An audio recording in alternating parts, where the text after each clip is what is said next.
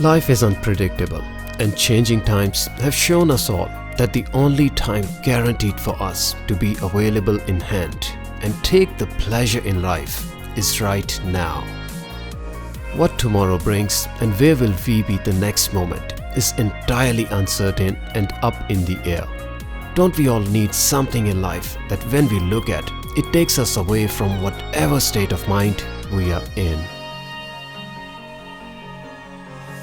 2005 marked the birth of first Rolex GMT to feature ceramic bezel in all black color. The Cerachrome bezel to the GMT line in itself was a groundbreaking development in the industry and Rolex watches, to the point that 15 years down the line, when we look at other professional models with colored bezels now, they are all ceramic. To add more interest to the history of Batman, this was actually the first Rolex ever produced with two colors in the ceramic bezel. Now we do have a Pepsi and root beer, but this blue and black ceramic bezel is where it truly commenced from. Even the color combination on the GMT has a background to it, and you could ask why it is black and blue. And then also why the upper half is black and lower is blue. The concept of GMT watches is that in your 24 hours, where your hour hand completes 2 cycles, the GMT hand completes only 1 cycle in the dial. And then it means that upper half of the bezel represents the nighttime hours, hence the darker color, and the lower half of the bezel represents the daytime hours, hence the lighter color, which is blue. Now since the bezel is bidirectional, you can rotate it either way to adjust the GMT time. Where this Batgirl differentiates from the older version of it called Batman is really aesthetics and how it looks and wears. 2018 unveiled GMT Pepsi that featured the return of Jubilee bracelet on GMTs, and then the 2019 introduced the same costume of Jubilee bracelet on the Batman. And well, it does hit that sweet spot. While the watch does come with the characteristic elements of the Batman, which include the black and blue bezel, the black dial, that beautiful blue GMT hand to match the bezel, the circular hour markers with Cyclops lens, steel caseback and the bigger and bolder maxi looking case. There are changes in this model that change not only the looks and aesthetics, but also the wear and the wrist feel. To accommodate the fitment of new Jubilee bracelet, Rolex has tweaked the case profile slightly. I wouldn't say it's redesigned as the overall look is the same, but upon closer inspection, you can spot that the lugs are slightly reshaped to integrate the endlinks of the Jubilee bracelet better. The difference is subtle yet considerable enough that you can't install the Oyster bracelet on the new GMT Batman anymore. The overall dimensions and lug to lug, however, remain the same. So don't expect this watch to wear differently if the last generation of Batman on Oyster bracelet used to wear large on your wrist. There's one more misconception, and I've seen many reputed websites making a false claim about it too, likely due to unawareness. This Rolex GMT case you would read on many websites to be unofficially called as maxi case. And while I do agree that this case wears larger than the vintage or pre-ceramic or 5-digit GMTs, this still isn't technically a maxi case if we compare it with Submariner. Yes, the Submariner case dimensions are not the same as this GMT, and I'll talk more about it in my upcoming video where I'll be comparing this Batman with Hulk. The link to comparison will be added to this video when released in a couple of weeks' time, and it would be available on top right corner. So, coming back to what has changed in this new Batman. The new GMT Batman comes equipped with the new caliber 3285 featuring a new variable inertia balance wheel and offering 70 hours of power reserve as opposed to 50 hours on the outgoing model which had caliber 3186. The case thickness remains the same at 12.5mm, meaning the new movement doesn't change the dimensions or the thickness of the case at all. The new movement, however, hasn't brought in as yet the quick date change mechanism, meaning you still need to turn the hour hand all the way through the dial twice before the date number will jump to next.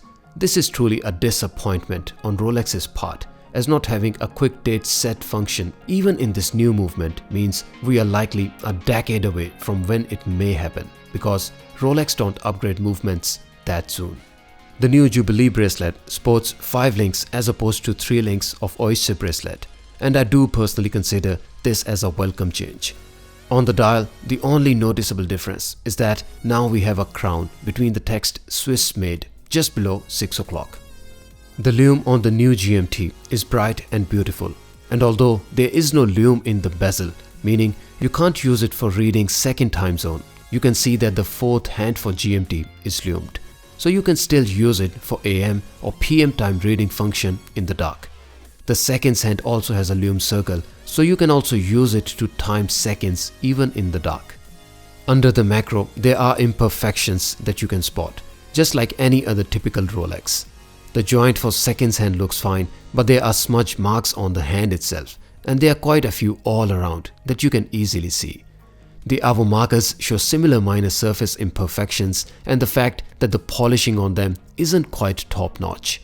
The hour hand shows similar smudge marks as the seconds hand, so it's easy to assume that it's not something that's missed out, rather the relatively smudgy hands are consistent in the dial. The arrow for the GMT hand shows minor scratches and smudge marks, and then the border for the blue paint shows no attention to detail on display. Looking at the other side of the GMT hand and at the boundary for blue paint again, you can see that the uneven and rough paint edge is consistent. So yeah, it doesn't show the kind of quality you would expect to see under the macro, but it's not the worst one I've seen. On the wrist, the new GMT Batgirl wears beautifully. One of the biggest differences with the Jubilee bracelet is that this Batgirl looks slightly less substantial on the wrist. The wrist wear hasn't changed from the outgoing model, and the lug to lug is still the same at 48mm. But the watch span does look small due to the end links that are shorter in length than the ones on Oyster bracelet, and accordingly, the first link for Jubilee bracelet past the end links tapers down relatively earlier than it does in case of Oyster bracelet. The shorter links of Jubilee bracelet all around means that the bracelet hugs the wrist much better, and even if you have smaller wrists than mine, the Jubilee bracelet would contour to your wrist profile much better than the Oyster bracelet. The 5-link bracelet with 2 polished links does add a little more blink factor to the watch, but in a good way, and the watch does look more formal than before and can be dressed up relatively easily as well. The case thickness is 12.5mm and the watch sits right in the center of my wrist size 6.5 inches and the wrist span of 55mm. The watch comes equipped with Oyster clasp, meaning you have a flip-lock clasp and then this 5mm extension link in the watch to offer that little flexibility for the days or times when your wrist swells. There are, however, no micro adjustments in the clasp. Originally launched in 1954, Rolex GMT comes with a rich history of close to 70 years and the historic design and dial elements that have stood the test of times. Originally offered as the solution for pilots or professionals to track 2 time zones in the same watch, history has proven that there is much more that the Rolex GMT has to offer. Its aesthetics, case profile, size, proportions, and now all the latest upgrades and developments. With GMT on the wrist, you have essentially the futuristic stance of Rolex, a watch that you can buy today and then another 70 years can pass and it will still not be out of context or popularity. The case size of 40mm remains unchanged since its original release, and while the case heft has increased, Rolex do it great with subtlety and adherence with the originality. The new Rolex GMT is a better watch, no doubt, but with rising prices, if there is one thing I will like to see step up, it will be the details under the macro.